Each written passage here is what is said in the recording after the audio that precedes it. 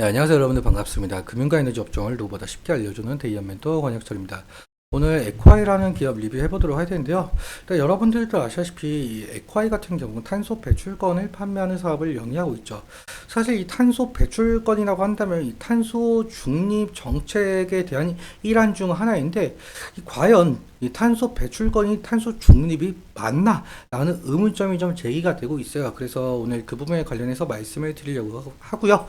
그리고 사실상 이 탄소 배출권을 판매하고 있는 기업이기 때문에 탄소 배출권 가격이 상당히 중요하죠. 그래서 오늘 탄소 배출권 가격이 지금 현재 어떻게 흘러가고 있는지도 말씀을 드릴 테니까요. 끝까지 한번 지켜봐 주시면 정말 감사할 것 같습니다. 먼저 시작하기 전에 저희 데이업 채널에 오시면은 모든 종목들을 커버해드리고 있으니까 찾아주시면 정말 감사하겠고, 그리고 제가 좀 강조드리고 싶은 말씀이 있는데, 이 에코아이에 대해서 여러분들께서 만약에 이것이 정말 궁금하다라고 해주시면은 제 영상에 댓글 하나 남겨주시면 제가 만약 아는 내용이라고 한다면 바로 다음 영상에서 말씀을 드리도록 하고요. 제가 그리고 만약에 모르는 내용이라고 하더라도 자, 서치 이후에 말씀을 드리도록 할 테니까요. 댓글 한번 남겨주시면 정말 감사할 것 같습니다. 그럼 에콰이 바로 보도록 할게요. 에콰이 같은 경우는 뭐 에콰이 가지고 계시는 주주 여러분들도 아시다시피 이 탄소 배출권을 획득하여 이 판매하는 사업을 주된 사업으로 하고 있고 이 환경 컨설팅까지 하고 있는 상황이죠. 그 탄소 배출권이란 이 지구 온난화를 막기 위해서 이 온실가스 배출 권리를 사고 팔 수 있도록 한 제도인데, 이 탄소 배출권이 그 SK 회장의 그 최태원 회장도 의문이 들 정도로 탄소 중립을 위해서 이 기업들은 생산 및 운영 시스템을 저탄소 배출 구조로 전환이 돼야 되는데, 지금의 배출권 제도가 그 정도의 유인책이라고 할 수 있는지 의문이 든다라고 말씀을 주셨더라고요. 사실 이 탄소 배출권의 가격이 높아지게 된다면 기업들이 어느 정도의 대책을 세우겠지만, 이 탄소 배출권 가격이 지속적으로 낮아지게 형성이 된다면 올해도 그렇고 내년에도 그렇고 내후년에도 그렇고 5년 이후도 그렇고 그 정도 가격에 구매하면 된다는 이 아니라는 생각을 가질 가능성이 상당히 높겠죠. 그래서 이 탄소 배출권도 다른 시장과도 마찬가지로 수요와 공급에 의해서 결정이 되는데요. 수요에서는 결국 이 석탄 발전량이 늘게 되면은 배출권 가격이 상승하게 되고, 그리고 기술 발전, 즉 경기 호황 시에도 배출권 가격이 상승하게 되죠. 그리고 거기에 더해서 지정학적 이슈도 있는데요. 이유가 이 러시아 우크라이나 전쟁 직후에 러시아산 천연가스 수입 축소 계획을 발표한 바가 있었어요. 그때 당시에 천연가스 공급 부족으로 인해서 이 천연가스 가격이 급등을 하자 석탄 수요량이 증가가 되었거든요. 그때 그래서 배출권 가격이 상당히 높아졌죠. 그리고 이 신재생 에너지인 태양광 발전, 풍력 발전이 호황이 된다고 한다면 결국 이 석탄 수요량은 줄어들게 되니 배출권 가격은 낮아질 수밖에 없는 입장입니다. 이러한 요인이 수요에 영향을 미치고 있고요. 공급의 경우에는 이 정부에서 이 배출권 공급량을 결정을 하고 나면은 이 매년 일정 수준의 공급량이 유지가 되면서 공급이 가격에 주는 영향은 살짝 뭐 제한적이다라고 볼 수가 있을 것 같습니다.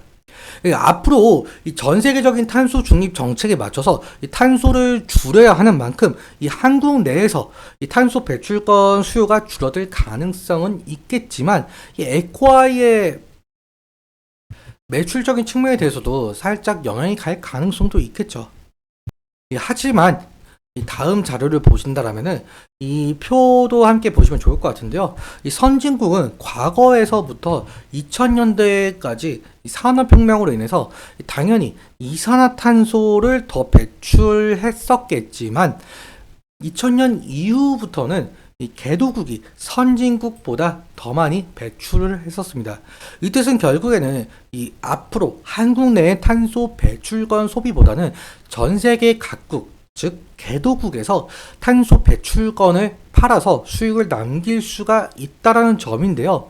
이는 이 글로벌 탄소 배출권 시장 규모에도 나타나고 있듯이 탄소 배출권 거래 시장이 매년 커지고 있었었죠.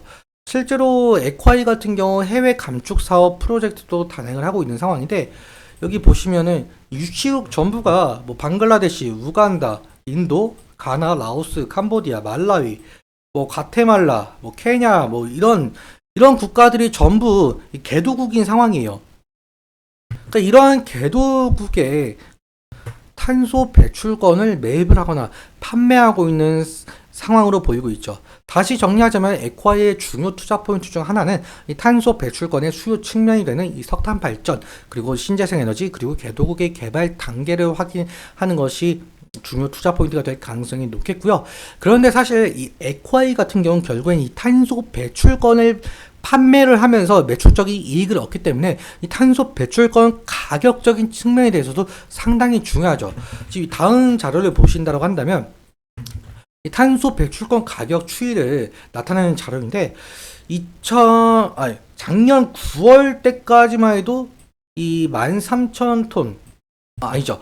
이 톤당 13,000원 선에서 좀 거래가 되고 있던 상황인데 지금 현재는 약 한 9,000원, 8,900원 정도의 거래가 되고 있는 상황으로 보이고 있어요. 사실 작년에 비해서 상당히 탄소 배출권이 하락한 바가 있었기 때문에 이러한 부분에 대해서 이 주가적인 측면이 좀 나타내고 있지 않나 그렇게 생각이 들고 있고요. 그럼 차트 보면서 좀 이어서 설명을 해보도록 할게요. 에콰이 같은 경우 차트를 보시면 작년 11월에 상장을 하고 그리고 다음 날인 작년 11월 22일에 또 상한가를 기록을 한 바가 있었죠. 그런데 그 이후에 이 하락 캔들이 나오면서 지속적인 하락을 좀 보여주고 있는데요. 한 몇 퍼센트까지, 최고가 기준으로 몇 퍼센트까지 하락을 했냐라고 해본다면은 약 한 70%까지 좀 하락을 진행을 한 바가 있었습니다. 그렇기 때문에 이 에콰이 같은 경우 상승 시마다 이 차익 실현 매물이나 원금 보존 매물이 나올 가능성이 상당히 높다라는 점 인지해 주시면 좋을 것 같고요. 그리고 지금 지속적으로 하락이 진행이 되고 있기 때문에 이 부분의 지지라인을 이탈을 하게 된다고 한다면 리스크적인 측면에 대해서 관리는 필요할 것으로 보이고 있죠. 수급적인 측면도 좀 함께 살펴보자라고 한다면 에콰이 같은 경우 오늘 이 개인이 2,000주 정도 매수를 한 모습으로 보이고 있고요. 그리고 외국인 같은 경우 2,000주 매도, 기관은 32주 정도 매수를 한 모습을 보실 수가 있습니다. 그리고 어제 같은 경우는 좀 반대로 이 개인이 4,000주 매도, 외국인이 3,000주 매수, 그리고 기관이 300주 정도 매수가 되고 있는 것을 보실 수가 있는데 사실 외국인의 근데 매수세가 어느 정도 약한 부분이 있어요. 계속 매도세가 나오다가 잠깐씩 매수가 나오고 있는 상황이라서 이 외국인이 만약에 이 지속적인 매도보다는 매수가 들어오게 된다라고 한다면 이 에콰이의 주가에 어느 정도 긍정적인 영향을 끼칠 가능성이 상당히 높겠죠. 그래서 외국인의 수급이 상당히 중요하다라고 말씀을 끝맺으면서 오늘은 여기까지 말씀을 드려보도록 하겠습니다.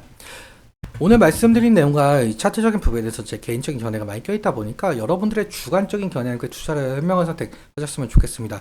그리고 마지막으로 한 번 더 말씀을 드리지만 이 에콰이 주주 여러분들께서 이것만은 진짜 정말 알고 싶다 하는 것들은 댓글 한번 남겨주시면 제가 다음 영상에서 말씀을 드리도록 할 테니까요. 댓글 한번 남겨주시면 정말 감사할 것 같습니다. 오늘도 시청해주셔서 감사하고 지금까지 멘토 권혁철이었습니다. 감사합니다.